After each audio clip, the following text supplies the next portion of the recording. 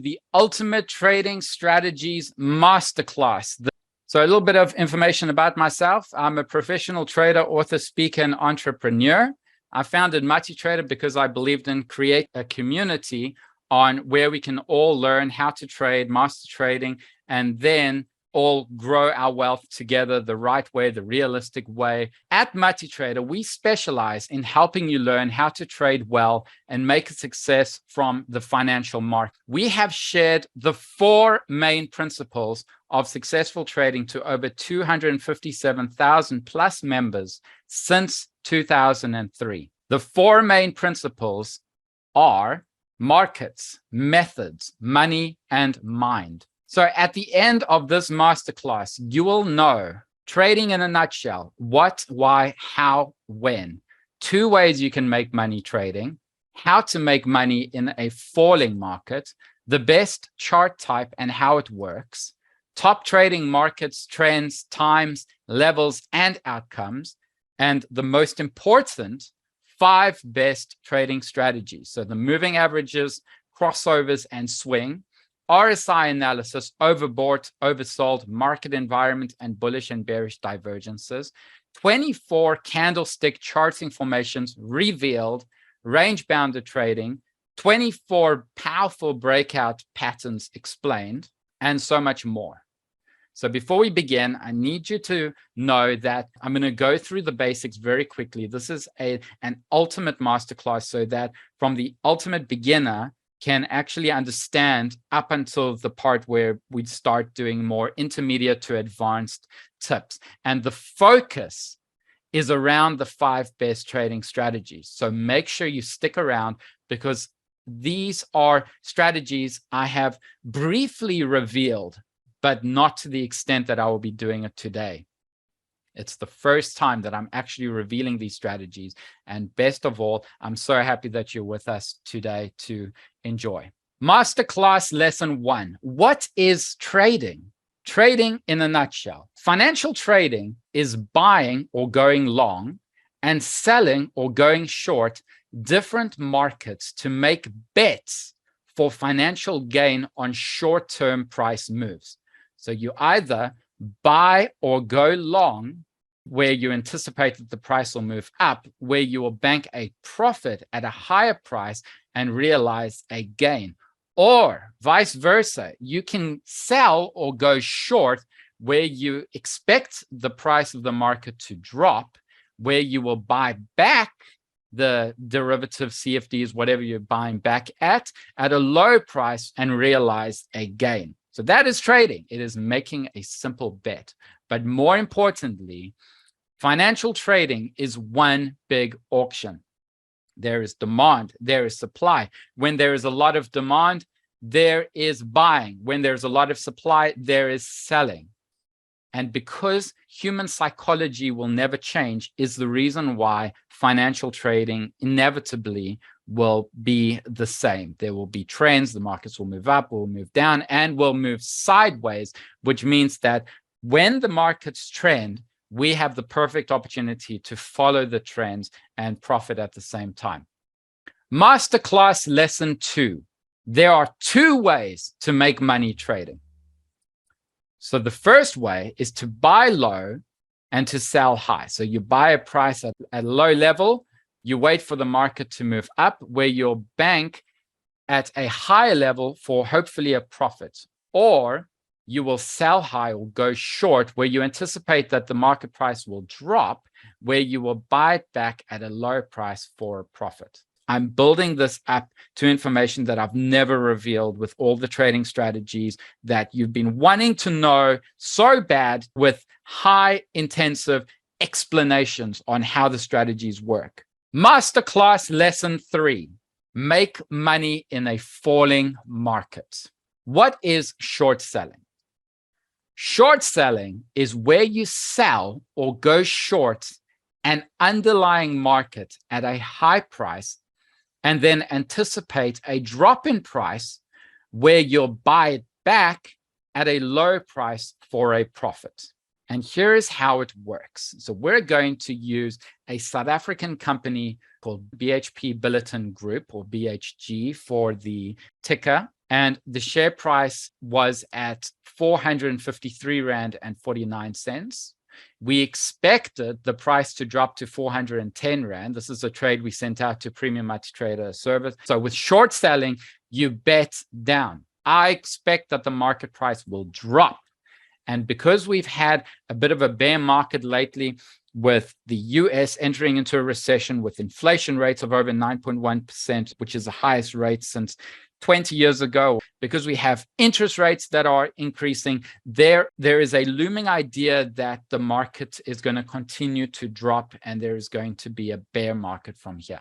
So here's how it works. So you're going to short it at a certain price. You're going to expect the price to drop. So the short sell entry price is 453 Rand and 49 cents. The market then does drop to around 410 Rand and hits our take profits. And between where we shorted or sold and where we bought back is where we make a profit or a gain. Let's look. So there is a market maker, which is a company, a broker, and there is a short seller, which is you. So with derivatives and with trading, it's between you and the market maker, or between the market maker and you. You're not buying and selling to some other guy who's in his basement buying and selling shares. You're actually betting against the market maker each time. So it's almost like the casino.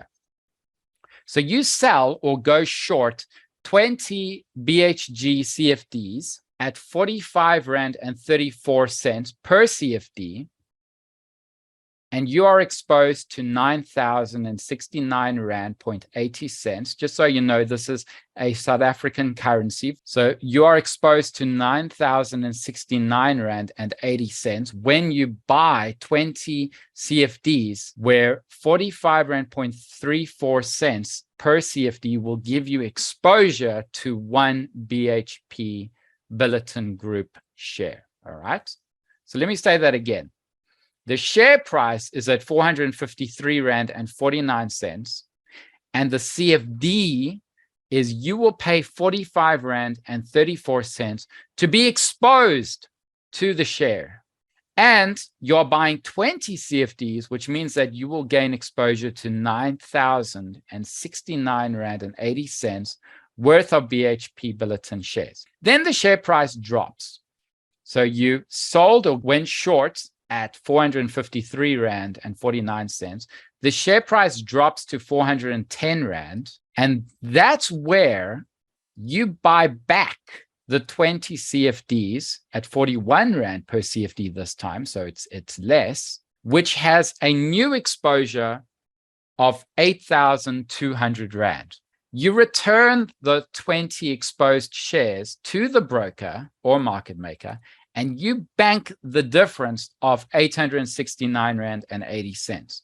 So you're basically taking the old exposure, which is 9,069 Rand 80 cents, minus 8,200 Rand, and you bank the difference, which is 869 Rand and 80 cents.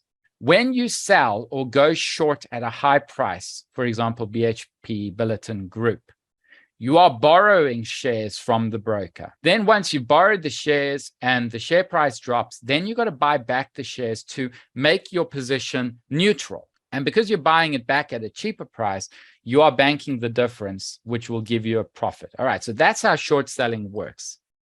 In order to determine where a market's price is more likely to go, traders use charts through technical analysis.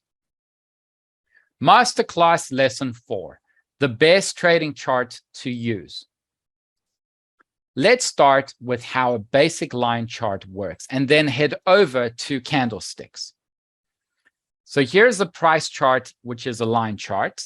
And as you know, each chart has a vertical price, which is the price of the market or financial market, and the horizontal part of the chart, which is the time. So it can be a tick, can be a second, can be a minute, 30 minutes, hourly, 4 hour, daily, weekly, monthly, yearly, whatever time frame you choose or time period, that is what it will show on the horizontal time. And the vertical price is what prices will show at the time of buying a market, the close price, open price, the low price, the last price, whatever you choose. And what happens in between is the movement of where us traders make or identify and distinguish chart patterns, indicators, certain movements, and we make probability predictions on where it's more likely to go. And that's when we place a bet for buying or selling. So the market can move up, can move down, and can move sideways. But I have a problem with the line chart, and that it fails to show the entire market activity, which is the buying and selling prices during the chosen time period. So the solution is candlesticks.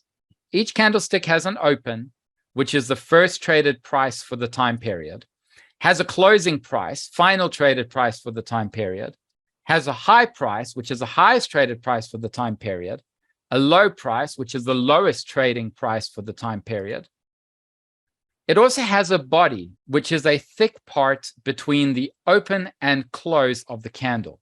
And then it has a wick, which is the thin part between the open, close, high, and low. So each candle has a wick in general, and same with trading chart candlesticks, the wick is also the thin part of a candle, where it does not constitute of the body. Masterclass lesson 5, 3 types of candlesticks.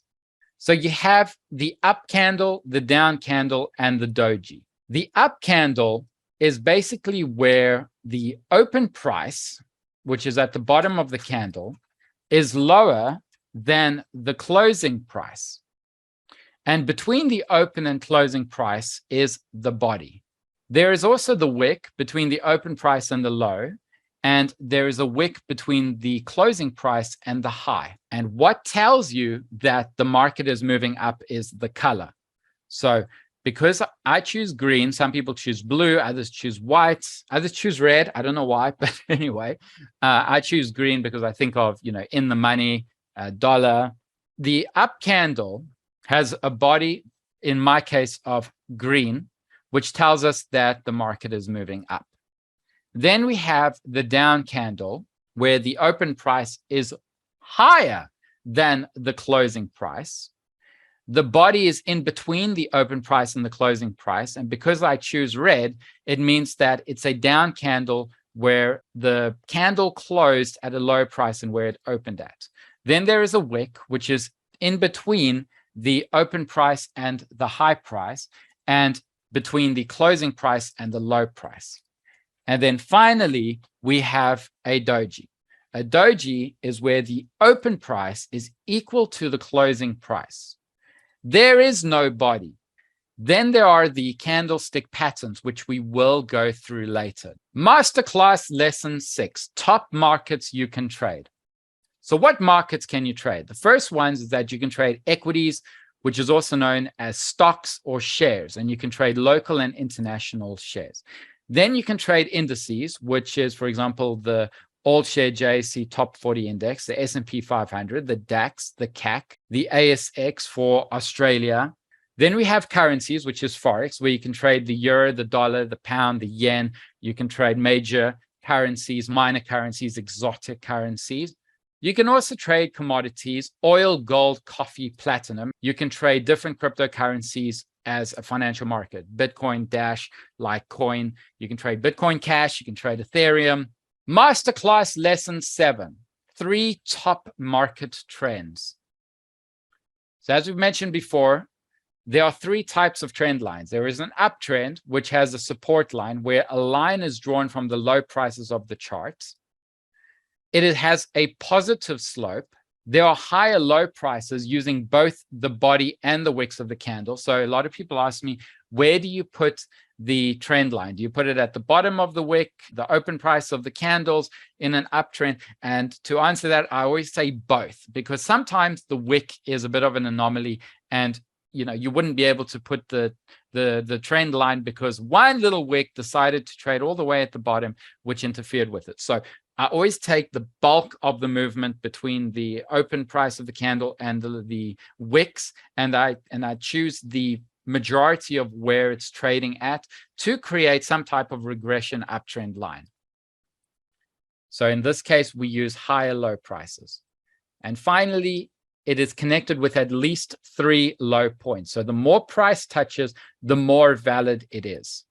with an uptrend, I always make sure that it's established after 3 low points. The market is more likely in an uptrend, and I will follow the market than go against it. Then we have the downtrend line, which we'll be using a resistance line. A resistance line is a line drawn from the high prices of the chart. There is a negative slope where the market is clearly moving on a downtrend. There are lower high prices using both the body and the wicks of the candles. So once again, you're using the wicks and the parts of the body of the candle to establish the downtrend line. And this at the top is known as a resistance line, or what I call a ceiling level to those who have just started trading. And then it's connected with at least 3 high points. The more price touches, the more valid it is. Then we have a sideways trend line. The most important thing is that there are same level of low prices and same level of highs horizontally. When it comes to sideways trend lines, make sure that the trend line is horizontal rather than diagonal, because one price that the market keeps hitting is always stronger than a trend line that is diagonal and it is hitting more levels than one. A sideways trend line also has a horizontal slope. There are parallel horizontal lines forming a rectangle using both the body and the wicks of the candle. Masterclass lesson 8, the 3 trading levels. So with trading, there are 3 main trading levels that you need to watch out for. The first one is the entry level. What price are you getting in? What price are you buying the market or going long? What price are you selling the market or going short? In this case, we are buying, going long, as we know that the market is moving up. Second is the stop loss level. Now, stop loss level is pretty much a level or an instruction to the market maker or broker that tells the market maker that if the market turns against you and the prices hits this level, it will get you out because it's going against your trading strategy. However, you can still make profits with a stop loss level. And I do this very often with the Premium Multi-Trader service. The market moves up in my favor, and because it is continuing up on a trend line, I move the stop loss up so that if the market turns against us, we bank a profit. And I do this at least once or twice a month where we lock in profits. And then we have the take profit level, which is instruction to the market maker to get you out of the trade and realize a profit or a gain because the market has moved in your favor rather than against you. So you have the entry level, the stop loss level, and you have the take profit level. Masterclass lesson 9, when you can close your trade. When can you close your trade? First thing, during market hours. So especially with shares, stocks that are local and international, you need to see when the stock exchange opens and when it closes. So with South Africa, it's between 9 a.m. to 5 p.m. for underlying shares. For America, it's 3:30 p.m. to 10:30 p.m. for underlying shares. This depends on daylight savings. Sometimes it's 3:30, other times it's 4:30. It's whenever the clocks change. And then in the UK, it's usually the same time as South Africa, but also make sure that you watch out for daylight savings. Forex, indices, and commodities is a 24 hours a day, 5-day a week spot market, which you can trade. And then cryptocurrencies is a 24 hours a day, 7 days a week spot market, but you do need to confirm with your broker. Masterclass lesson 10, the 5 trading outcomes. Now, there are 5 trading outcomes that you can take with any one trade. The first one is that you can break even, where you do not lose any money or you gain any money. The second one is where you take a small loss in the market when the market moves against you and hits your stop loss. There is a small gain when the market moves for your favor and you bank a small gain. Then you have a big loss where the market either drops past your stop loss, it gaps, you bank a huge loss because you put too much money in. This is a position that you never want to be for a trader. You never want to take a big loss, and you should never expect this in your trading strategy. If you can see that there is a gap in your trading strategy that you can take a big loss, you are then trading incorrectly and you're trading based on greed and fear, and you just want to make the money as quick as possible. Do not ever settle for a big loss. And the only time you should ever take a big loss is if the market does gap and hits past your stop loss and gets you out at a bigger loss than what you expected. But keep following your trading strategy. And then you have a big gain, which is what we need to grow our portfolio to all-time highs. These small gains do keep consistent with making the portfolio trade a little bit up and a little bit down because you're taking small gains and small losses. But when the market does enter into a highly tradable and good environment for trading, these big gains, which does come at least 4 to 6 months a year, is what is going to grow your portfolio, which is why you need to take every single trade that lines up according to your strategy and not base your decisions on your gut, your opinions, what your mom said, what your dog said, what Jim Cramer says. You've got to just follow your strategy and just depend on it, because it's the only thing that you know has a high probability of it working out. So these big gains is what we look out for, and which is why we do not stop trading. Masterclass lesson 11, know your time frames. A time frame shows you the buying and selling prices or market activity during a selected period. So a time frame shows you the buying and selling prices during a selected period. You can choose to view time frames or periods from tick, seconds, minutes, hours, days, weeks, months, and even years. You choose your time frame based on your strategy. From my experience and from my personality, I like to trade shares and stocks using a daily time frame. With Forex, I like to use a 4-hour time frame and daily. However, when it comes to minutes, seconds, and ticks, it's not in my personality to take every trade that comes my way, because the more trades you take, the more losses that will incur. So a daily time frame is where we can take one candle, for example. So let's say that there is a candle that opens at 500 cents at 9 a.m. when the stock market opens. Then the prices move down to a low price of 495 cents, and the price moves up. So there's trading activity or market activity that moves all the way up to a high price of 525 cents. And then it closes at about 520 cents. Okay, so between the open and close formed the body, remember. Between the open and low formed the wick, and between the close and the high formed another wick. And between the entire day time frame or time period, there was a 30 cents range. The daily candle formed, and then what happens the next day, 9 a.m.? The new candle formed with a new open price. So the next day, a new candle will open at a certain level next to the previous candle on the right. It will then form the market activity that will take place to determine what candle forms. So in this case, it is a down candle. And at the end of the day, when it closes, then we will know that it was a down candle, the market is turning down, and it has a higher chance at continuing down tomorrow because supply is outweighing demand. A 5-minute candlestick chart looks almost identical to an hourly candlestick chart and identical to a daily candlestick chart. The only difference, or the main differences, with a 5-minute, the range will be a lot smaller with prices that traded between the low and the high, because after 5 minutes, a new candle forms. There are many 5-minute candles inside a daily candle, which means that the range will basically make up for many of these 5-minute candles within a day to form one candle. So the range is vastly different when it comes to time frames. Here's an example with a market. So Kellogg Co. 1-minute chart. You can see that this is an unattractive chart. We are not establishing good trends. There's not good market activity. And these are charts that I avoid by all means, because you can see that in many cases, there was no trading activity within the minutes. And also, what do you do with this? You know, there are so many gaps.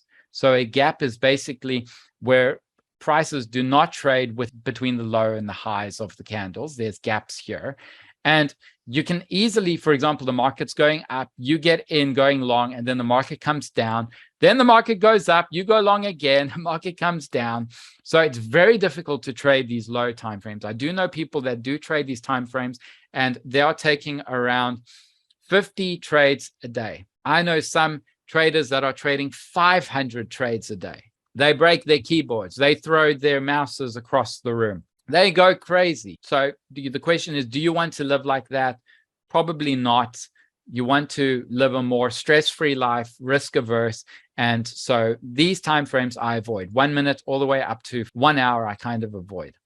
So the reason why is because when you have lower time frame charts, there are more candles to deal with. There are a lot more short-term trends, and there are more trading setups, which means that there are a high number of winners and losers within your portfolio within 1 day. Now let's look at a daily chart of Kellogg Co. And you can see that it looks a lot more tradable and easier to handle. There are medium-term trends, which we can take advantage of. There are less trading setups, as there are less number of winners and losers. And you only need to worry about analyzing charts once per night, where you can end up taking 1 or 2 trades per week. After a number of days, you'll see something like this. A candlestick chart forms, depending on whatever time frame you choose, and you will see that there is market activity. But what you need to understand is that there is a lot going on between these candlesticks, which is what we're going to go through today on how to determine the momentum of candlesticks. With your chosen markets, you'll need to have a trading strategy to follow in order to make high probability calls on where to buy and sell different positions. So 5 best trading strategies. What is a trading strategy? A trading strategy is a method in the financial markets that bases predefined rules and criteria to spot high probability trades and make other calculated trading decisions. So these are the trading strategies that we are going to go through today, and we're going to go through it in a lot of detail. Right. So do you use leverage? Absolutely. Trading is all about leverage. When you are trading shares, you are having the full exposure of shares, and you got to put in a lot more money to bank a lot less with short-term movements. With leverage, you obviously put in less money into trades. You expect the price to move up maybe 2-3%, and you can bank 30 up to 100 to 200% of the margin that you put in with each trade. So if you put in 30 Rand and you bank 100% gain, then you bank 60 Rand. But that 30 Rand is not 30 Rand portfolio. It's 30 Rand of what you're willing to put in based on your portfolio. That is only based on the initial margin or the initial deposit that you put in with your trade. So yes, leverage is very important with trading. I can't think of doing it anywhere else, unless if you become like a medium-term investor, you look at the charts, you follow a weekly time frame, and then you buy local and international stocks. Absolutely. Then you can go with it, and it's actually a good strategy. The investing trader. What is a tick? A tick is the smallest increment movement that a market can move when buying and selling. So instead of looking at a minute chart where there's buying and selling within a minute, each tick is where there is a price. And when someone buys at a certain price, the next price that someone buys or sells will be the next tick. And that's what you were seeing. If you go to a tick chart, you'll just see there is no body in candlesticks because there is only one transaction per tick. To determine the trend, is a line chart better than candlesticks? Yes. Candlesticks basically shows you the activity within a certain time period, and trend line will show you the trends that the market is moving with those candlesticks. So as I showed you before, what we do as traders is we do nothing other than turn the chaos into order.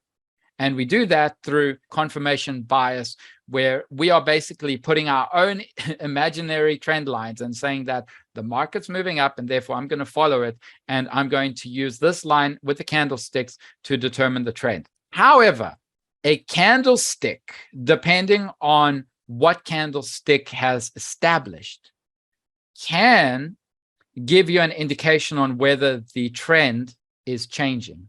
The gap in candlesticks open lower or higher than the previous close between days. Why and how is it caused? When trading CFDs, do we need to be concerned with this? Good question. Let's get our whiteboard. So let's say the candlestick opens at a price. The market moves up, the market moves down, and then closes at a certain level. And then the next candlestick opens at this price, and the market moves up, moves down, and closes. The part where there was no trading activity is what is known as a gap. So what are the reasons that there can be a gap? One, the stock market opens below or above previous candles movement. So this is a time issue. If something bad happened overnight with the markets and all the markets crashed in the Asian markets or the Australian markets, and then the South African market opens the next day, it has a higher chance at opening because of the futures at a way lower price than what it closed at. So that is one reason for a gap. The second reason is that there can be major buying or selling volume with one market. So if there is a certain price that the market's trading at, and then there is a huge seller at another price, and they are willing to sell at a certain price lower than what it was trading at before, there is a good chance that the market will gap. And this is sometimes due to manipulation, or that there is volume being transferred from banks to banks or billionaires to billionaires. So that's another reason. The other reason for a gap would be if there is no liquidity. If there is not a lot of trading activity, and you would see this with penny stocks. Go to any penny stock there is on the JSE market and go look at maybe a majority of penny cryptos, what I call them, or penny stocks, and go look and you'll see that there is very little liquidity, which means that there is not much buying and selling activity taking place, which is causing those gaps in the market.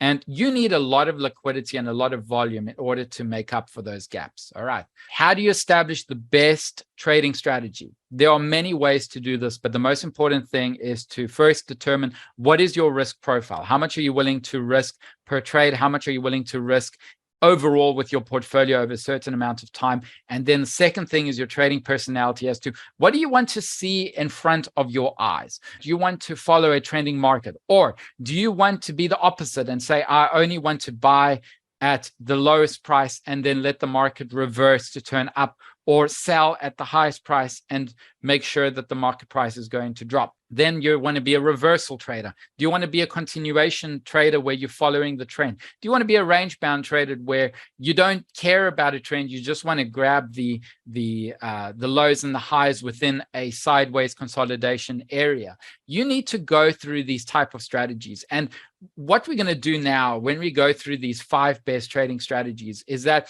you're going to ask yourself and say, do I like the strategy? I love chart patterns, but I'm not going to force everybody to like chart patterns. It all depends on you. So we're going to go through these 5 trading strategies and see which one resonates with you.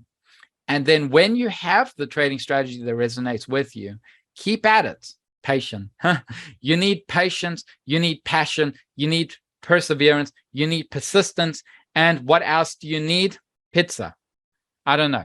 So make sure you find out what suits you as a trader. How can you make a profit with a 16% win rate? Very easy. A 16% win rate, you can make a profit as long as your risk to reward is above 1 to 5. So let's say your entry level is here and your stop loss level is here, and then 5 times up, the take profit is up here. So take profit, entry, and stop loss. And if this is more than 1 to 5, which means that I'm willing to risk 1 to make 5. If you do this over a number of periods of trades, you will find that even with a 70% win rate, you can be profitable.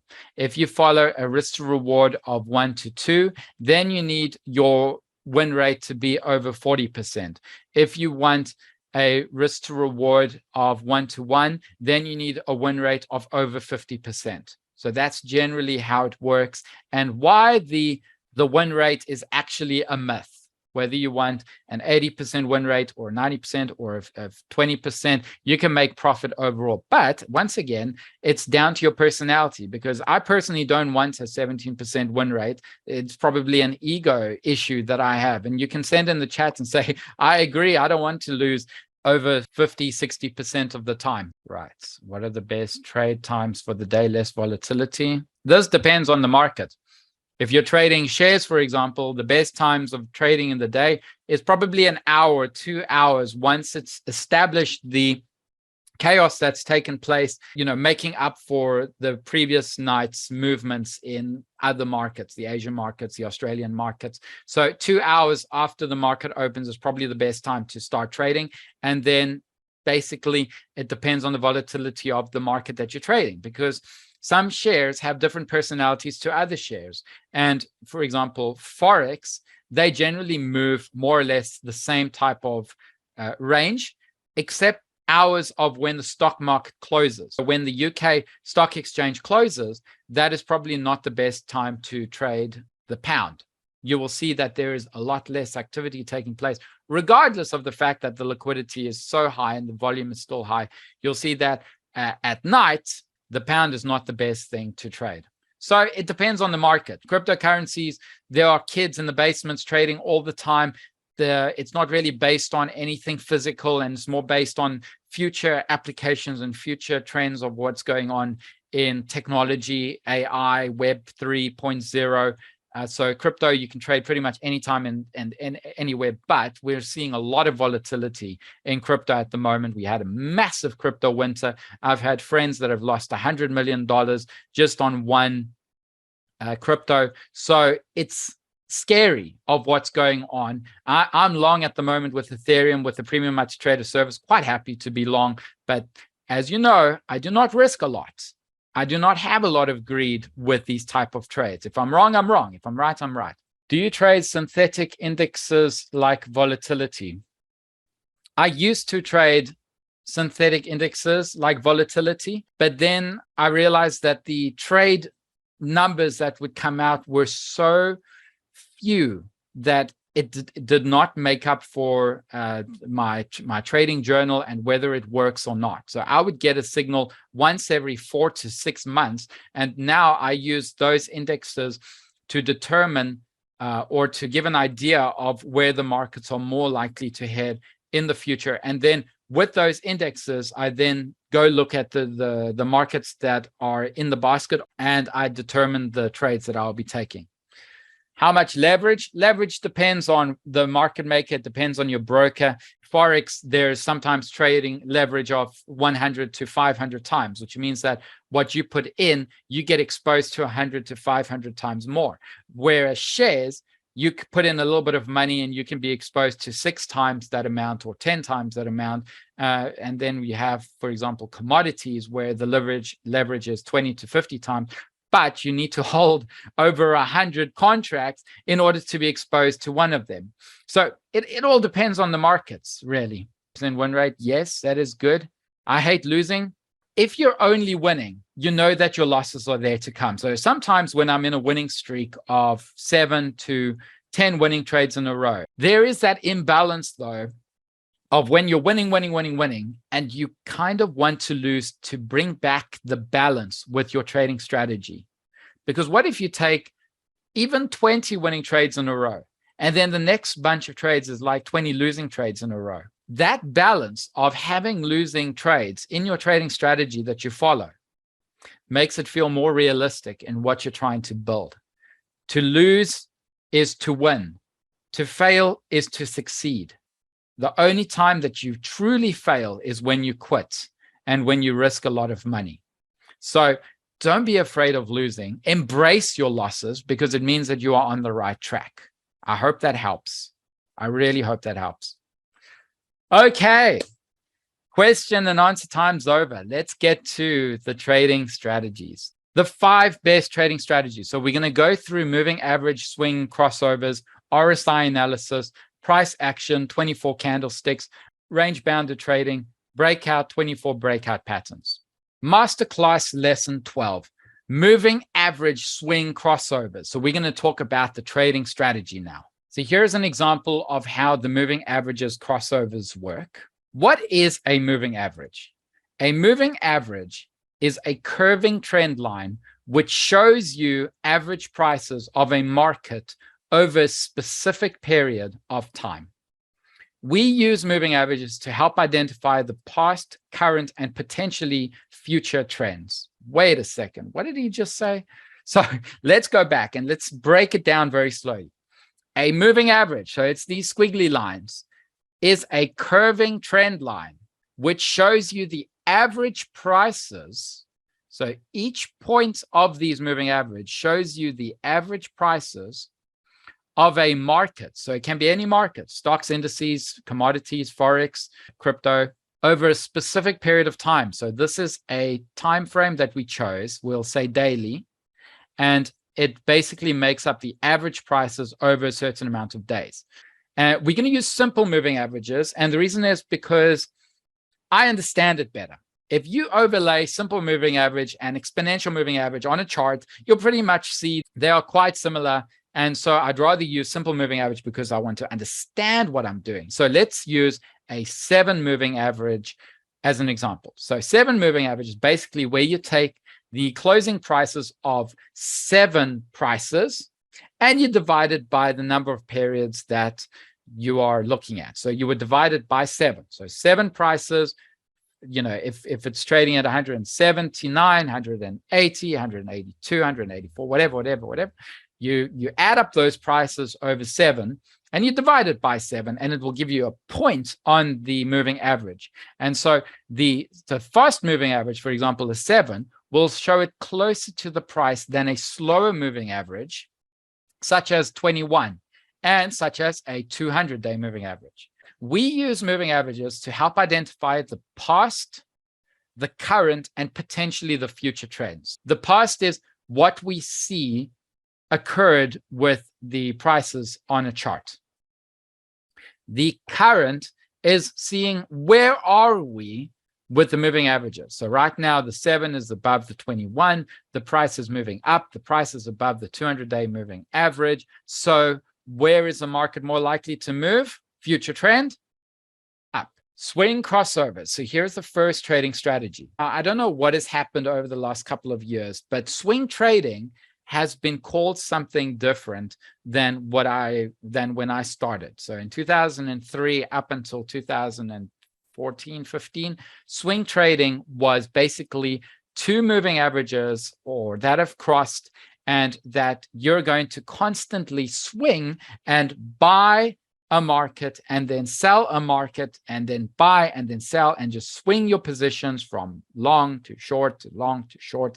And not just with moving averages, it can also be with one moving average where the price closes above the moving average, you go long, and if the price closes below the moving average, you go short. Anyway, it doesn't only apply to moving averages, it's basically just constantly being in the market and swinging from long to short. The swing crossovers, for example, with the 7 moving average and the 21 moving average, the buy signal is when the 7 moving average crosses above the 21 moving average, okay? And when the price confirms and opens above, that is where you go long. So you go long, you buy at this level, and you hold, and you wait for the market to cross over and confirm. So some people have a confirmed motion saying that if the line is touching the moving average, I'm going to remain in my position because it might be a short-term retraction or contraction and retracement, sorry, and then it's going to continue up, which it did. So you hold on to your position, it's touching the moving average. And by the way, this is one of the secrets that people don't tell you about of when do you switch to a short. So touches, you carry on holding, still looks good, then it crosses. Okay, confirmed. It's actually broken apart. And some people make these moving averages a lot thinner to confirm. Others make it a lot thicker so that they will handle the sideways movement or the retracement before the market continues up. So they held on to this price at, dare I say, 145, or let's say 147. They held on, the market moved up. You can see this is a daily chart. And then when it crossed over, they got out at 195. In this case, it would be dollars. So they got out at 195, they got in at 147, they banked the profit, but you don't close the trade, you swing. So you shorted at a certain price. You then obviously over here, you would have taken a loss because sideways motions do not work well with crossovers. And then over here, you went long again, the market moved up, and here you banked another profit. Here you probably would have banked a loss. You're also holding on to an extended period of time, and then the costs are starting to accumulate due to the interest costs that are added on. So it crossed below, down, you shorted, and you took a loss. So you took a loss here, you took a profit, you took a very nice profit here, you took a loss, and here you shorted it, and you took a major profit over here again. And you're just holding on, and there is no guessing. There is no gut feeling. You're just going with the strategy. What time period would you recommend for swing trading? I would recommend daily. Personality thing. I do know traders that are still using hourly charts and 30 minutes. It's a lot of work. If you do not want to be sitting in front of a screen and going back to the rat race, just taking trades every single day, based on conditions that you cannot control, I would also stick to daily. So daily is perfect for this type of swing trading. And also, I do not swing trade stocks, because being in a market in stocks, there is higher risk at liquidations, manipulation. Things can happen overnight. There can be a crash in the market. And the longer you're exposed inside a certain stock, there are higher chance that you will possibly be caught in the crossfire. So I love trading indices when it comes to swing crossovers. Do you use SMA or MA? SMA, as far as I know, is MA. Simple moving average is a moving average. A moving average is a simple moving average is clearly that. It is taking a certain amount of prices, dividing it by the number of periods that you've added on to those prices. Moving average might be a collection of different moving averages. So there's an exponential moving average, there's a VWAP moving average, there's a volume weighted moving average, there's exponential, I think I said that. So I choose SMA because it makes life a lot easier to understand. Let's move on. You have your buy signal, you have your sell signal, and then you have another style of swing trading, which is with a 200-day moving average, where you are always in the market and you are long and short, and you're using the most powerful moving average in the world, the 200-day moving average. And why is it the most powerful? Well, there are a few reasons, but I don't have the exact reasons. One is that there are possibly only 200 working days in a year, so it does make up for the 200 that are taking place within the working period.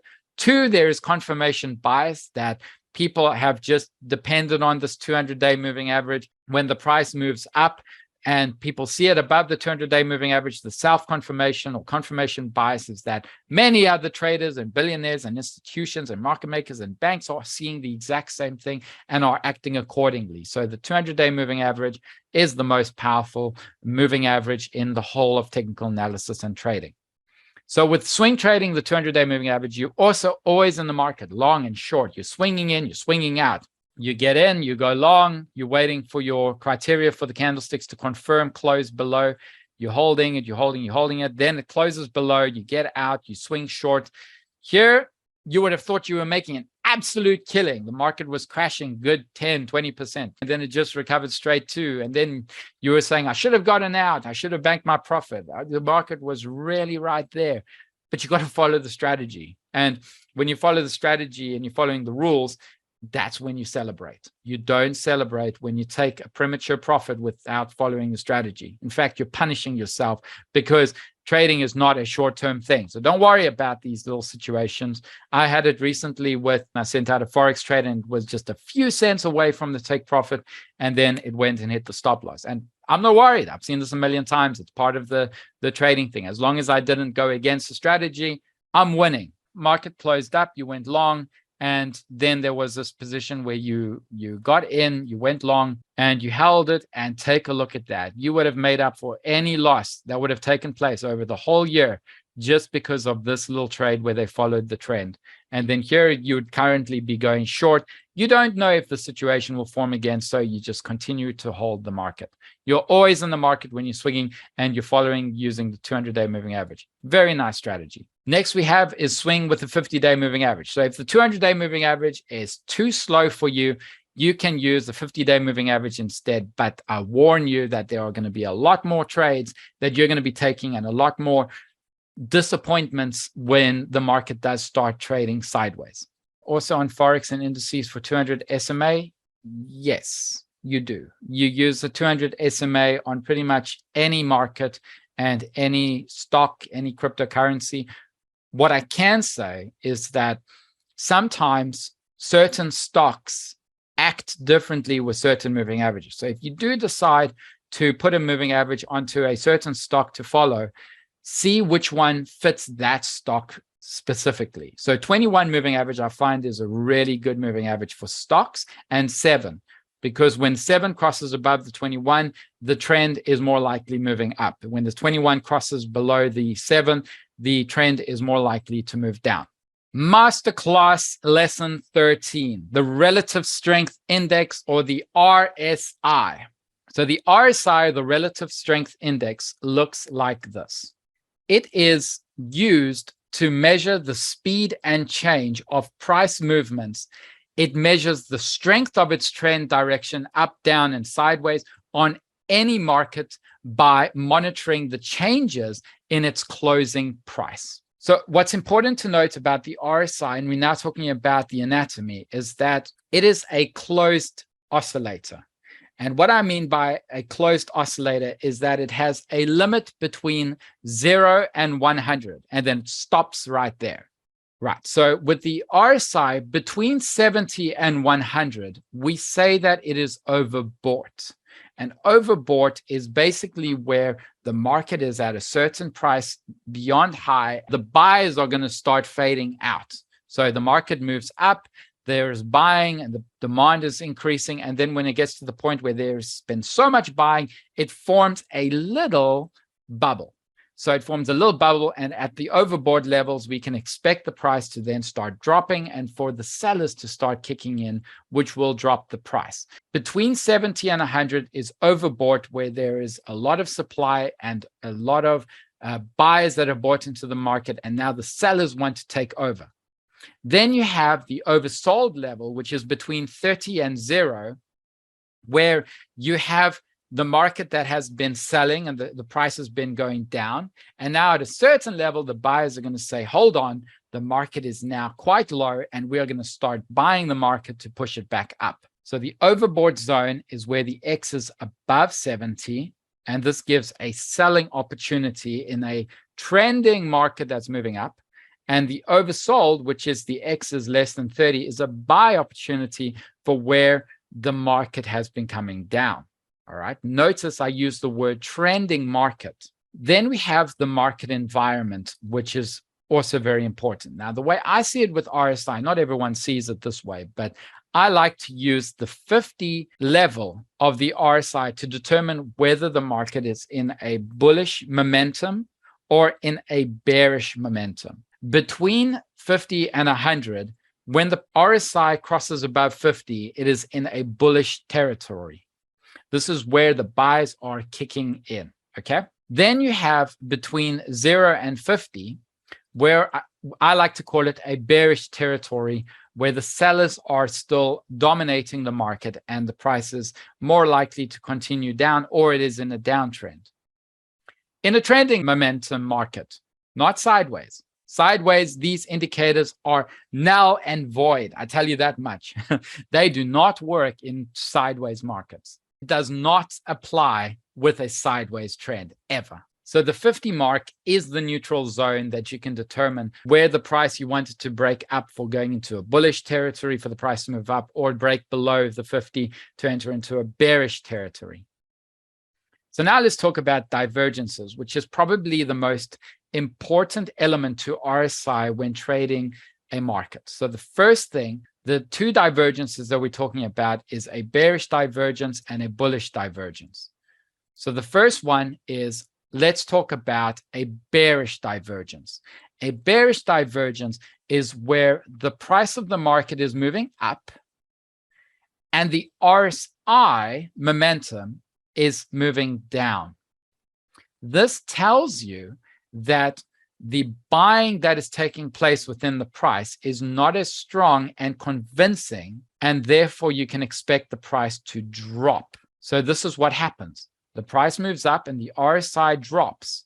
And how you use this is because you're using the resistance or the ceiling level that I explained earlier, where they are making lower high prices. And when it makes lower high prices, well, the price is making higher lows. Then basically it's saying that the momentum of the RSI is showing bearish divergence, where the price is now more likely to move down and break down, which it exactly did at this point. The RSI in this case formed a bullish divergence, and a bullish divergence is where it started forming higher low prices. Okay, so it formed higher low prices. Well, the market was making lower highs. Now this is known as a bullish divergence, where the price is coming down and the RSI momentum is going up. And this is an indication that the price is more likely to move up. We have the RSI indicator at the bottom and we have a price at the top. Where is the lowest low and what is the next low? This momentum is showing that the RSI is moving up in momentum. Then let's see what is going on here.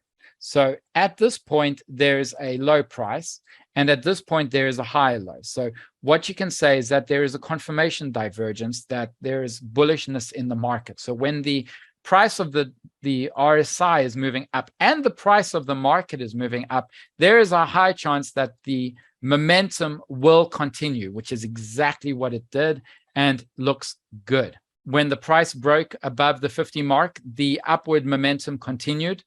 And when the price broke below the 50 mark, the downward momentum continued. And now at this level, we can say that the market is overbought, but you do want to follow the trend and have other indicators in the background to help you confirm of where the market is more likely to go. Can we use the 4 moving averages simultaneously? Okay, so moving back to the moving averages. Yes, you can use them simultaneously. When the 7 moving average is above the 21, above the 50, above the 200-day, and they've all crossed up, then that could give a great confirmation signal that you can go long. The problem with using 4 moving averages is that for the 200-day moving average to cross below and for that to be your signal to sell again could be too late. You could have missed the entire movement of the trend. So I use less moving averages when it comes to trading strategies, because the more moving averages, the more you have to wait. And the best price of indication of a trend changing is 2 things: your eyes and the price action. So if you're waiting for a 200-day moving average to cross, you would have missed out. Would the volume be weak on bullish and bearish divergence? Yes. Right, but we are entering into a completely different trading strategy called VSA. Volume spread analysis is another completely different analysis based on volume. When volume's going up and price is going up, there's confirmation. When the price is going down, the volume's going up, there's confirmation of a trend. There are many different ways, but look up volume spread analysis. Tom Williams has a brilliant book on it, and you can. Does the RSI have a time period? I use 18, but you can use 20. 20 and 18 are very similar. You can go into the settings. Sometimes there is a moving average placed on the RSI. I think it's too cluttered. I also like to remove the moving average. I want my charts to be clean and visible. Also make the RSI, instead of blue, for example, I make it black so I can see exactly the difference between overbought and oversold and in between the 50. So it's all based on visual appearance with how you like the RSI. You will see that here is the RSI summary in 3 trading signals. Sorry, the overbought trend lines, the bullish and bearish. These are all different types of trading signals that you can watch out for with the RSI. Masterclass lesson 14, price action candlesticks charting. The 24 most popular candlestick formations. So now I know a book that a Japanese guy wrote. I forgot what it's called. I think the book is called Candlesticks, and it's like hundreds and hundreds of pages. And it explains these few candlesticks with such jargon, and it's laborious, and it just goes on and on and on. And I'm reading it, and I'm like, maybe I'll gain extra information that no one else will ever know.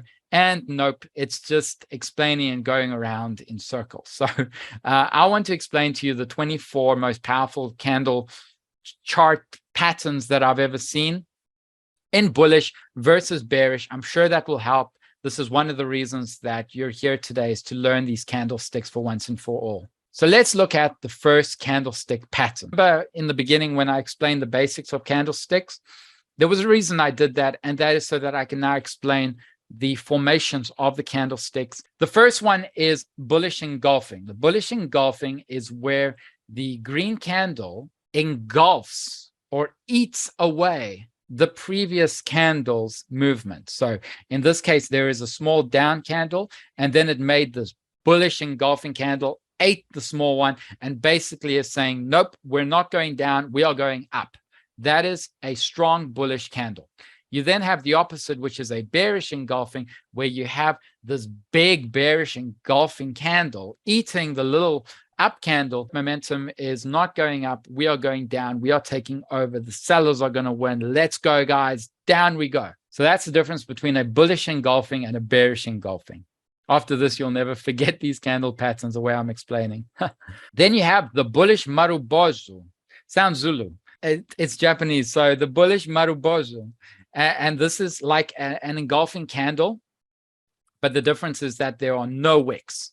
So there's no wicks. It is just a complete body of a candle, of an up candle, where the open price is equal to the low and the closing price is equal to the high, and there are no wicks. So that's the bullish marubozu formation. Then you have the bearish marubozu, where the open price is equal to the high price and the closing price is equal to the low price. And it's basically saying that the bears are winning, the sellers are winning, and the market is more likely to head down. Then we have a bullish hammer, which are very common, and very seldom you can make confirmation decisions on whether you're going to buy or sell. But anyway, here it is. A bullish hammer is where the open price is equal to the high price is equal to the closed price, and it forms some type of hammer, but saying that the buyers won this candle in this case. And obviously the opposite would be a bearish hammer, where the open price is equal to the high price and there is a closing price of the candle, and in between, so there is a small body and a huge wick, and it looks like a hammer. It's as simple as that. So there is a bullish and bearish, bullish hammer and bearish hammer candlestick formation. We then have the bullish pin bars. And the bullish pin bars is where there are two pretty much identical twins of candles that has formed first the down candle between the open and close, and then the next candle where we have the open and close, and basically they cancel each other out, and it's saying that we are not going down, we are going up. So that's the bullish pin bar. And opposite, we have the bearish pin bar, where not only is it between where the open and close is for the down candle and up candle, but it's also with how big the wick is. So in this case, you can see that the bears won where the candle closed, but the up candle, you can see that the market went down to test that level, failed to break below, closed above, and is showing bullishness to come. Similar with the bearish pin bar, where it formed a bearish candle, the up candle went up, failed to confirm, went back down and closed above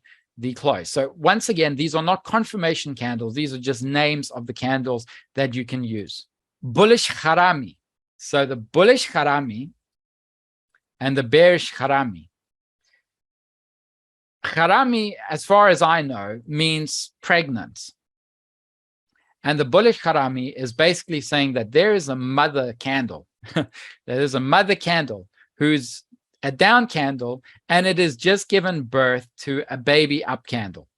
That's how I can explain it. So the bullish harami with the bearish candle, where the mother has given birth to the baby candle, and the baby candle is in between the mother's body. So that's how you can establish of between a bullish harami.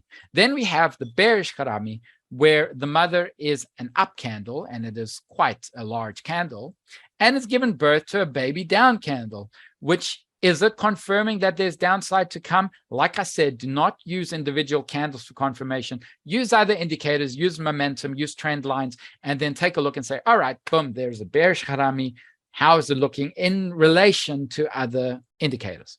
The bullish spinning top and the bearish spinning top. So the open is below the closing price for the up candle, but you can see that it looks like a spinning top. The wick between the high and the closing price is very similar to the wick between the open price and the low. Similar to the bearish spinning top, the open has quite a large wick between the high and the open, and the close and the low. So bullish spinning top and bearish spinning top. Dragonfly doji. This is one of the most bullish candlestick charts that you can get when it comes to trading.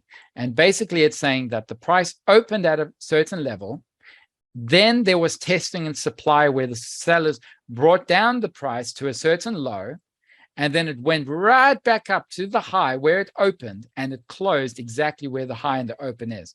This is a dragonfly doji. It's bullish, and it's a good signal sometimes for reversal in a trend.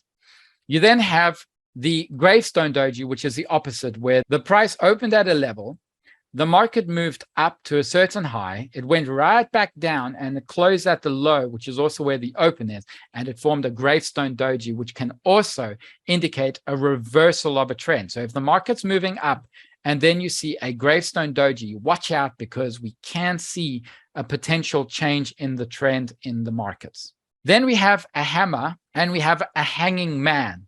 So a hammer is now in relation to quite a few candles where the market's coming down at a certain rate, and then a hammer forms, which, as I explained to you earlier, there was a bullish hammer and bearish hammer. In this case, it's a bullish hammer, which indicates that the price was testing the selling, was testing the supply, and then the market moved up, and it closed at the high price, which means that there can be upside to come. Now, these type of candle patterns are amazing for intraday traders if you're looking to trade price action and how candles work. It's also amazing for confirmation for when you are, for example, looking at chart patterns, and a chart pattern forms and then you see a hammer, which is either confirming a reversal or a potential continuation of a trend. You then have a bearish hanging man, so it's the opposite of a hammer, which basically signals that there is downside to come. The hammer formed, and after the upside trend, it has now formed a hanging man where you can expect downside to come, but always use confirmation indicators to help with your analysis. Then you have a morning star doji. Now, a morning star doji is the price is coming down, and then it forms this doji out of nowhere, where the open price is equal to the closing price.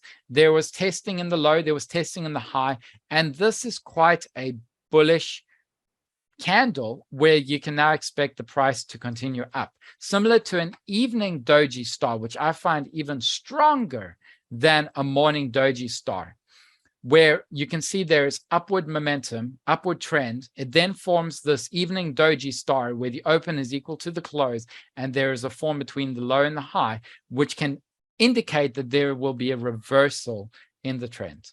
You then have a morning star, which is very similar to the doji, except there is a little bit of a body. So the morning star, you can see it forms a type of spinning top in a way, but a bullish spinning top. And after a downside in the market, there is a morning star, which should give you morning glory. Did I just say that? It should give you upside momentum for the candles. You then have the evening star, which is opposite of the morning star, where it forms right at the top of all the candles. And there is bearishness and downside to come, and it indicates that there is a change in the trend. Then we have the piercing line and the dark cloud cover. These are awesome terms, by the way. Piercing line, dark cloud cover. And yet they are the most laborious and boring candlestick patterns in the whole of candlestick charting. But anyway, a piercing line is where there is a down candle, and next to that is a green candle, and where the open price of the up candle is lower than the closing price of the down candle, and the closing price of the up candle is lower than the open price of the down candle. Vice versa with the dark cloud cover, where the open price is lower than the closing price for the down candle, and the open price is lower than the open price for the down candle. So that's a dark cloud cover. Not very cool, quite a boring candlestick formation. I wouldn't do anything with it, to be honest. Then you have the three white soldiers. Now, this is my favorite candlestick pattern formation. Watch out for them. They are coming. The three white soldiers shows you three consecutive grand up candles next to each other with great momentum to show that there is upside to come. These are excellent candles to identify reversal in a trend. The opposite are the three black crows. So the three black crows are showing you three consecutive red candles in whatever trend was happening in the previous, whether it was going up or down. These three black crows indicates that there is downside to come. It's bearish, and you got to watch out for them. So the three white soldiers and the three black crows. Those are 24 candlestick patterns that you need to know. That's the end of that. Masterclass lesson 15, range bounded buy and sell in between ranges. So you have a range bound setup where there must have at least 3 touches on the support and resistance line before it is considered a valid setup. So the more price touches that there are in the resistance and the support, the more validity this setup is for this type of trader. So you can see that there are 3 lows and there are 3 highs, which establishes that there is some buying activity and selling activity that can take place for a range-bound trader. So let's take a look at what we mean by that. And basically, these range-bound traders look for sideways consolidation box formations where they can trade in between the range, between certain lows and highs. They buy low, they sell high, they buy low, they sell high, they buy low, they sell high. Market breaks above, they wait for the range to confirm.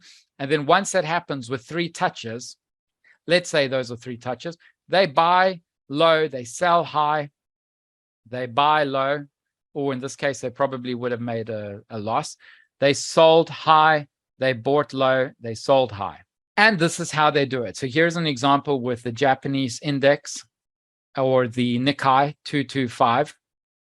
It's a great index to trade range bounded out of majority of indexes that I've seen or indices that I've seen. And I do know traders that like trading the Nikkei 225.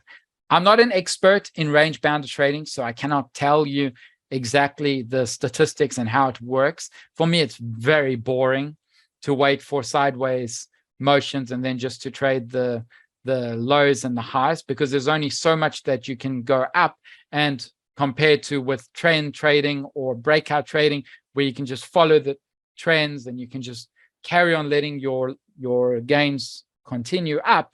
Range bounded, unfortunately, there is a limit. And there are breakouts from those that there are many fake outs. So I don't have a lot of experience with range bounded. I just have an idea of how they go about it. Masterclass lesson 16, explained breakout trading. So here's an example of a chart with a bunch of breakout patterns. Now, what is breakout trading? Breakout trading is a strategy where a trader identifies a pattern, then buys or sells the market when the price breaks up or below a specified support or resistance in order to ride the continuous or reversal trend for profit.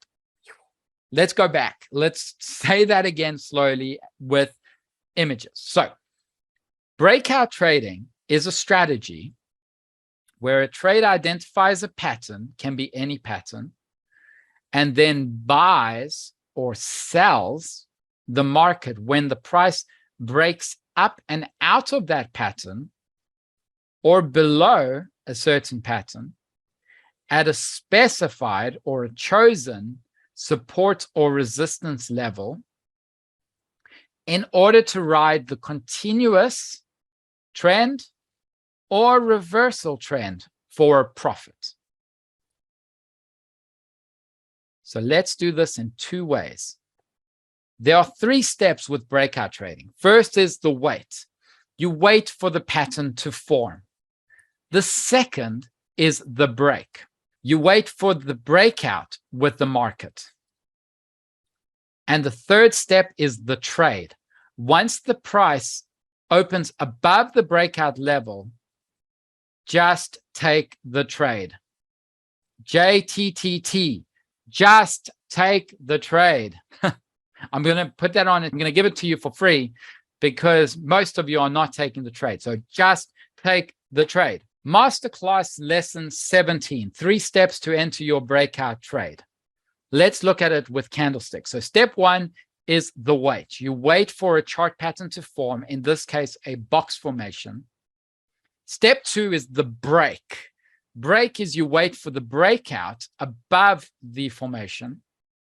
Step 3 is the trade. JTTT, just take the trade. When the breakout has confirmed, that's your trade signal. That is where you get in. The open of it, you get in. And if you miss the open and the market continues up or down, just take the trade and change your stop loss and take profit according to your risk to reward levels. And step 4, the most important, once you've taken the trade, is leave it alone. Let the market take over. Once you've put in your entry and your exit levels, let the market take over. What indicator takes preference between moving average and RSI, or do you have them to align to trigger? I don't know if you're part of the premium multi-trader service, but if you are, you would know, or if you're not, or if you are, it doesn't matter. But the thing is, what I do is I put in all my moving averages. So 7 moving average, 21 moving average, the chart patterns price breakout using candles, and then the RSI with the 18 or 20. And I align them all together. And the RSI tells me the momentum and the confirmation of where the market is more likely to go. The moving averages also gives me an indication of where the trend is going. But I do not use the moving averages and the RSI for confirmation, as in for the execution for taking the trade. I just use it for peripheral. The RSI, the moving averages, if you want to put a stochastics or a MACD or the Bollinger Bands or the volume weighted average, whatever you want, I use it for peripheral. What I only use for execution is for the price to form a chart pattern, to break out. That's where I get in, regardless of anything else. International and local stocks, I use daily for indices. I use daily for commodities. I use 4-hour for Forex, and I use daily for cryptocurrencies. But mainly only Forex is where I drop my time frame to 4 hours. But sometimes I do use daily. It all depends on where the chart pattern is lining up. How do you calculate the take profit point and the stop loss point? Good question. I'm going to save that for a little bit later when I explain chart patterns, if that's okay. Masterclass lesson 18, 24 breakout chart patterns explained, revealed, all here, ready for you. Normally, I only reveal 5. Let's start off similar to what we did with candlesticks, and now let's look at chart patterns. So the first one is the ascending triangle. So I'm going to probably go through this alphabetical order so that we can go through all the chart patterns. The ascending triangle is where the price of the market makes higher lows and same highs, which then converges to an apex, and then we wait for a breakout. And then you determine where the stop loss and take profit is. So where I put my stop loss and take profit is always above more than 1 to 1. So 1.5, so 1 to 1.5 is my risk to reward ratio. Or when the market is trending and is doing well for us, the risk to reward is 1 to 2, which means I'm willing to risk 1 to make twice as much. So with the ascending triangle, once the price breaks up and out of the resistance, I get in and I set my stop loss pretty much halfway between the formation, sometimes below it, sometimes below the whole formation. And then I set my take profit twice as much as where I put my stop loss. There is no magic level where to put your take profit level. Some people use Fibonacci's, others use regression, others use Elliott waves. It's all changing chaos into order. It's all within your own confirmation bias, nothing else, okay? There are no magic indicators. So it's as simple as the risk to reward of 1 to 2 or 1 to 1.5. So the ascending triangle was the ascending triangle was the first formation, and the opposite is a descending triangle where the price forms lower highs and it bounces on the same lows. Then the price of that pattern breaks below the support, and that's where you expect the market to continue down. And so you set your take profit twice as low as where you are willing to set your stop loss. That's the difference between an ascending triangle where it's ascending and a descending triangle where the price is moving down. Then you have a cup and handle, which is my favorite formation, which basically shows you a big rounding bottom and a small rounding bottom, which forms the handle, and a big rounding bottom that forms the cup. The price then breaks above, and I normally set my stop loss just below the bottom of the handle, and I set my take profit twice as high as where the risk is. So that's the cup and handle formation. Then you have an inverse cup and handle, where it's basically the opposite of a cup and handle. You're turning the cup and handle upside down, where it forms a big rounding top, which is the cup, and a small rounding top, which is the handle. And then the price breaks below the support of the cup, which is also known as the brim level. And then you set your take profit twice as low as where you would set your stop loss or your risk. So in this case, you would put your stop loss just above the handle, and you would set your stop loss, your take profit level twice as low. Okay, so bullish formation of a cup and handle formation, you're waiting for the cup and the handle to form, break out, and then you follow in the direction of the trend. And the inverse cup and handle is you wait for a rounding top, which is the cup, and a rounding bottom, small rounding top, which is the handle, break below, and then you're going to follow the direction down.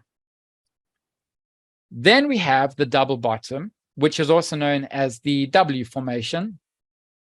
And basically this is a formation where there's two rounding bottoms. The price breaks up and out of a resistance level or a neckline. In this case, we call this a neckline. And then we follow the direction of the trend, and we set our stop loss 50% of the W formation. You then have the bearish formation, which is a double top, or the M formation, which forms two rounding tops.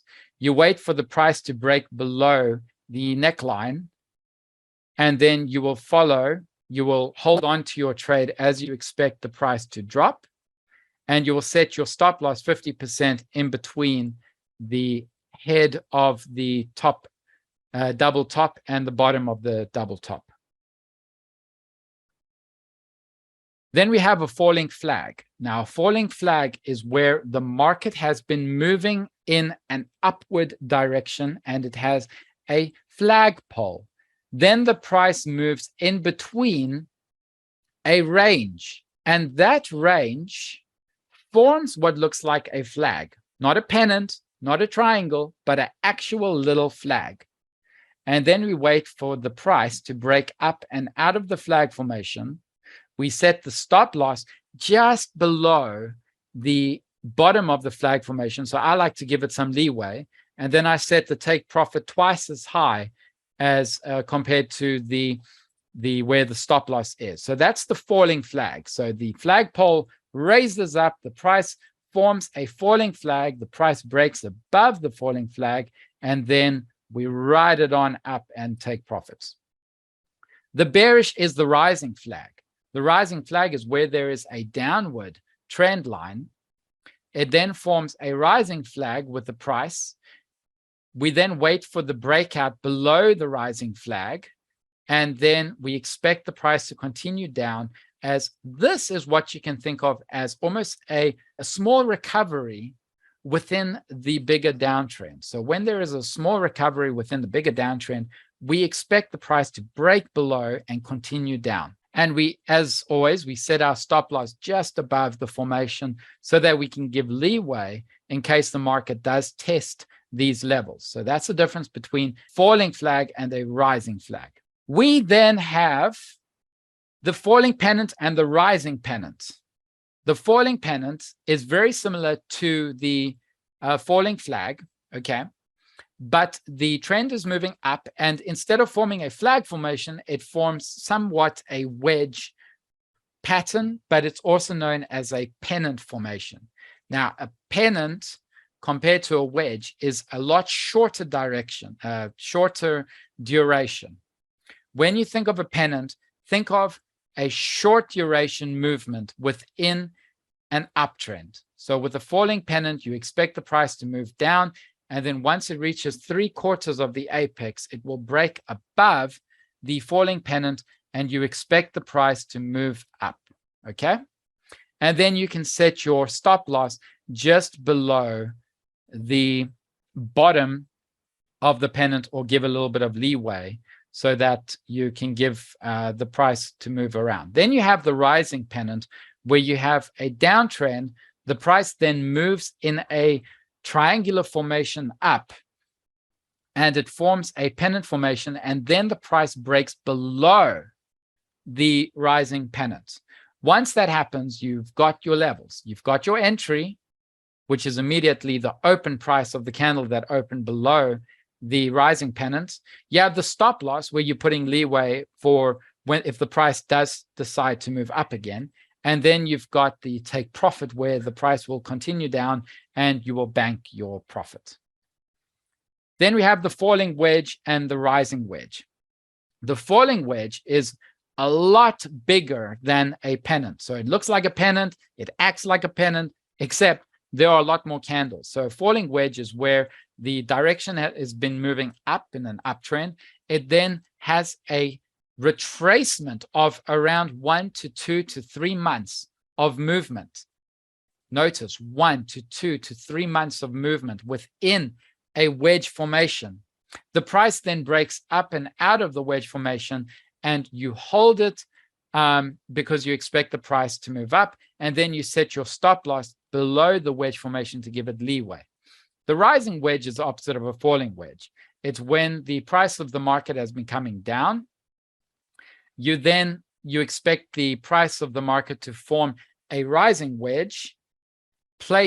Once the market breaks below the rising wedge, that's where you get in. You set your stop loss above the rising wedge, and then you set your take profit twice as much of what you're willing to risk. Inverse head and shoulders. So the inverse head and shoulders is a bullish formation where it forms a small rounding bottom, which is known as the left shoulder, a big rounding bottom, which is the head, and a small rounding bottom, which is the right shoulder. It then forms, the price goes up and down until it hits a neckline. The price breaks above the neckline, where you go long or you buy, and you set your stop loss below the bottom of the right shoulder. So you set your stop loss below the bottom of the right shoulder, and then you ride it on up until it hits the take profit. The opposite of an inverse head and shoulders is a head and shoulders, where it forms a rounding top, a bigger rounding top, and a smaller rounding top again. So the left shoulder, the head, and the right shoulder, the price breaks below the neckline, you hold it, you set your stop loss above the top of the right shoulder. You set the take profit at about 2 times more than what you're willing to risk at around this level, and Bob's your uncle. The rectangle formation, bullish. So we've already done this before. You wait for the price to form in a rectangle formation. The price breaks above the resistance where you get in. You set your stop loss, sometimes 50% of the rectangle formation. If it's a small rectangle formation, then set your stop loss below the entire formation, but make sure the take profit is twice as much of what you're willing to risk. The opposite is a rectangle formation, but bearish. So what I call this is a bearish box formation sometimes. The price forms a box formation, and instead of breaking up, it breaks down. You set your stop loss at 50% of the height of the box formation or above the box formation resistance, and you set your take profit twice as much that you're willing to risk. Then we have a simple rounding bottom. Now, this is pretty much one of the easiest formations you see, but also quite common. So you see a big rounding bottom form. There is a neckline. The price breaks above the rounding bottom. That's where you hold it. You set your stop loss about 50% of the height or below the rounding bottom, depending on what you want to do. And then the rounding top is the opposite, where it forms a rounding top formation. It then has a stop loss 50% of the height, and then you set your take profit way below, about 2 times of what you're willing to risk. Symmetrical triangle. Now, a symmetrical triangle is similar to a wedge, is similar to a pennant, except this is where the triangle pretty much is symmetrical, believe it or not. So it moves in a sideways formation, and instead of converging on a downtrend or an uptrend, it converges sideways. And then you're waiting for the price to break up, and out of the symmetrical triangle, this is bullish. Then you set your stop loss just below the symmetrical triangle. You set your take profit way above 2 times or whatever you're willing to risk. Make sure it's a little bit more.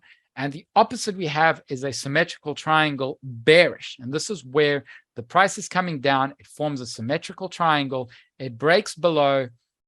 You set your take profit twice as much as what you're willing to risk. So I like to set my stop loss just above the resistance of the symmetrical triangle, so that we're giving it leeway and we're preventing fake outs. We always want to prevent fake outs with trading, and we do this through experience. So that's a symmetrical triangle. Triple bottom is like a double bottom or a W formation, but it has 3 rounding bottoms.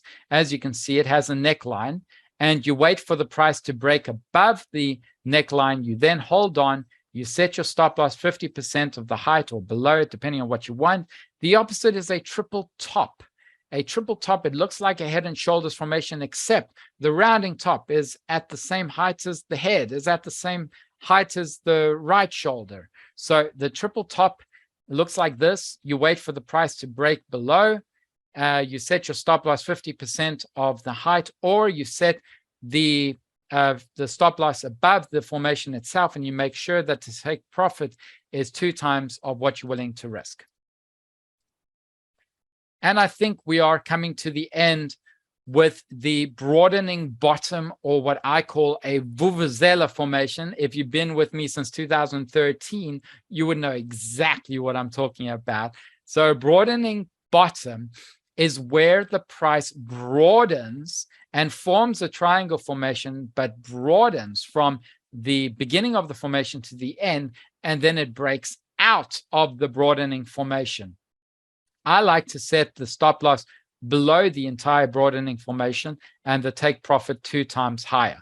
And then we have a broadening top, which looks more like a vuvuzela, where the price forms a broadening formation where the price hits higher highs and higher lows, or it kind of depends. This is more of a subjective type of formation that you can see when it's converging out, and it forms a broadening top formation. And then you can set your stop loss either 50% of the broadening formation, above the broadening formation, but the most important thing is to set your take profit twice as much as what you're willing to risk. Wow, Are you ready to level up your trading? Introducing the premium multi-trader service and Forex premium service. What is it? The premium multi-trader and Forex service, which was established in 2020, is an online email and video service to help anyone profit on the go with live trading alerts from both local and international stocks, indices, Forex, and cryptocurrencies using a 2-decade-old proven and profitable trading strategy called the multi-trader system. How do I choose trades? I use a 2-decade high probability trading strategy. I risk no more than 2% of my portfolio per trade, and I gain up to 4% per gain per trade. How? I use a breakout pattern trading strategy, which you all know now. My secrets are out. And the markets, I do trade local and international stocks, indices, currencies, and cryptos, and soon commodities. But I have a very important announcement first. What's important about the strategy is that there is no guesswork. There are no emotions. It just works. It just makes me a living. It's helped me trade for a living for the last well over a decade, and it continues to do so. And now having this community of growing our wealth together and being in this winning streak that we're in at the moment is just so rewarding to do this together instead of just doing this alone. I use a profit rule that has kept the win rate to 62.5%, but strangely enough, it is going up. The statistics of the win rate is going up to 65%, which is amazing. It's not done that in many years. So it is working very well with the multi-trader system. And also because I've run these trader services for the past 8 years, I've listened to everything you've had, from worries to concerns to what you really love. So I am building, I'm evolving, we're changing, we're creating. And that's the beauty about this premium service. So what will you get when you join the premium service? First thing, you get weekly email buy and sell trade alerts. I hope you're not worried about getting too many, because sometimes I just want to send you a video, a lesson, a calculator, more trading analysis. Sometimes I send you blind analysis. I love those. Which markets to trade and why, precise entry and exit price levels, easy to visualize chart setups, follow-up email trade updates. So this is very important, because this is when I tell you when I lock in my trading profits and when I cut losses, and also when I move my stop losses to grab those gains and lock them in to see how our current trades are performing. You'll also get the welcome guide on how to start and make a success from trading, a 5-step checklist to action each trade perfectly. You'll also get online trading videos and updates, discover new high probability trades lining up, learn insider trading tips and profitable strategies. 3 risk trading calculators, know how much to buy or sell per trade. Fast track your weekly trading performance. You'll also get broker and charting platform letters with 3 highly recommended companies. And basically, this is how it works. You read your email, you calculate your trade size, you enter your trade, you lock in profits, you wait for the next trade to line up, and you wait for the next trade update via email. So for you, I've obviously dropped the price from 4,200 to 1,500 Rand, which you can join today. Many of our members are staying on board, and that is what's keeping me going, is that knowing that it is bringing value to you, knowing that it's bringing the profits that you deserve and the success that you deserve, and that we can build this community of successful traders and changing that 5% of successful traders to more than that, all right, 20%. And for multi-trader, hopefully way more if we are doing this together. So we've come to the end of the Multi-Traders event, Ultimate Trading Strategies Masterclass. Whether you're a novice or an experienced trader, you're about to learn many new tactics you can apply to your trading throughout the Multi-Trader events. The Multi-Trader Complete Commodity Masterclass will be next. So to secure your 50% discount, I want you to fill in this quick 2-minute survey, but I also need you to fill in this 2-minute survey. And the reason is because I need to know where to send your book to, and I need to know what you thought of this event. So what I'm doing is I'm sending you, I'm sending you this link quickly. to everybody. Just click on this link. It might work for a majority of you. It might not work. I'm not sure. Sometimes it doesn't work for 1 or 2 people. But anyway, fill it in, the survey, so that I can know exactly what you thought of this free event that I've done for you. I hope it's helped. This will also help us improve your experience for trading. Okay. And when you're done, please let me know. Just write done. So comment done in the chat when you're done with the survey. I will answer all of your questions. I'm not in a big rush. It's Saturday. I know you would like to enjoy your Saturday, but this doesn't come often. I've never done this free event before. I'm very excited about it. I'm happy to do another one if it's helped you today. So let me know, as we still have a bit more to cover. But anyway, talking about the next event, which is taking place, I think on the 17th of September, is the commodities webinar.